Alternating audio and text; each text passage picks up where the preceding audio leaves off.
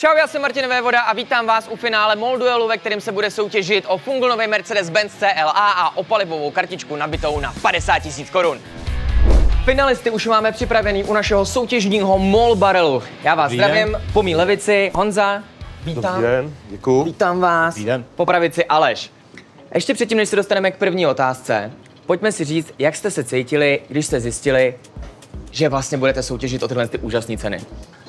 Zeptám se vás, Honzo, v finále. Tak mý pocity, když jsem se to dozvěděl, tak nejdřív jsem tomu nechtěl uvěřit. Když jsem četl mail a potom nějakým způsobem přeci jen došlo na to, že je to pravda a teď jsem tady a ty pocity jsou skvělý, sice nervozita, ale přesto všechno je to pro mě pořád milý a jsem rád, že můžu se tohohle duelu zúčastnit. Já budu určitě držet palce, ale pojďme se ještě zaměřit na pocity Aleše. Jak vy jste se cítil, když jste poprvé zjistil, že tady budete finálově soutěžit?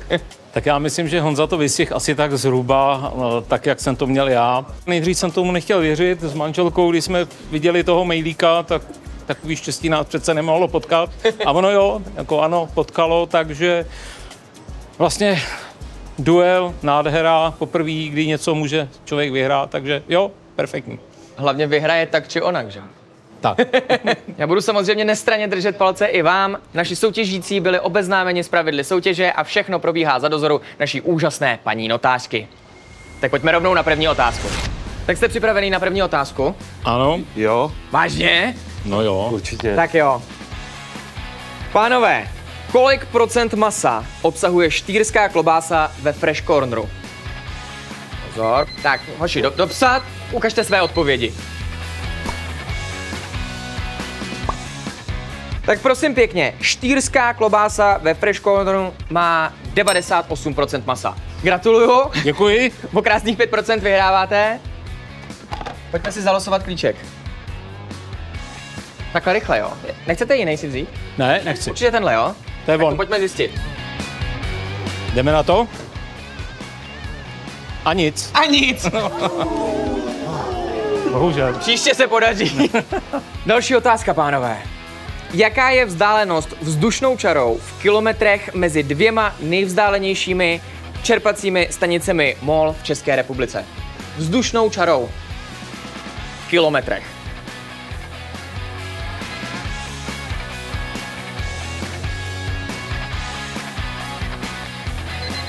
Ukažte mi své odpovědi. Tak já bych se chtěl jenom zeptat, vy máte helikoptéru? Ne. Protože ta vzdálenost je 472 km a vy máte 460, tak jestli si tam lítáte z jedné čerpačky na druhou. Gratuluju, pojďte si vylosovat klíček. Můžu? Pojďte. Nic. Škoda, co? Tak další otázka. Co, nervy stoupají? Jo. V kolik hodin otevírá myčka na čerpací stanici MOL v Šumperku? A potřebuju přesný čas. Tak, stopuju. 15 vteřin běží. Přesný čas. Kolik si tak v Šumperku potřebují lidi mít auta? Vy tou helikopterou lítáte na myčku. Je to přesně 5:30. Tak co teď? Druhá šance. Teď už mám co nervy? docela nervy pracujou. Už by to chtělo. Další vybitý klíček, jo. Takový dvě přesné odpovědi. Další otázka. Jaké je přesné datum založení facebookové stránky s názvem MOL Česká republika? Pozor, datum i rok potřebuju.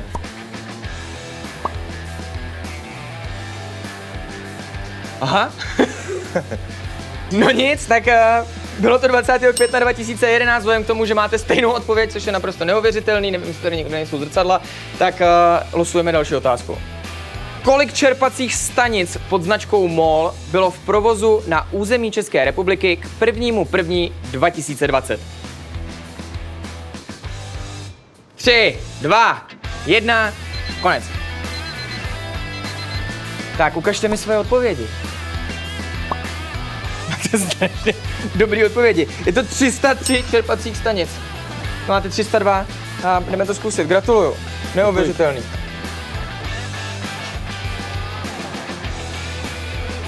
Tak co? Pocity, emoce, nervozita. Všechno.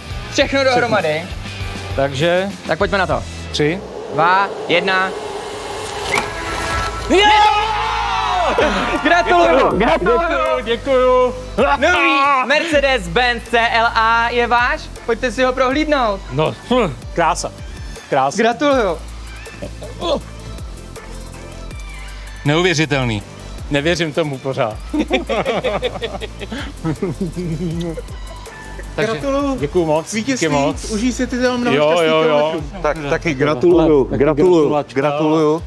Tak je to takový hořkosladký, ale nebojte se, i pro vás tady je taková, říkejme tomu cena útěchy, je to palivová karta nabitá na 50 000 korun českých, což mi přijde jako sympatický.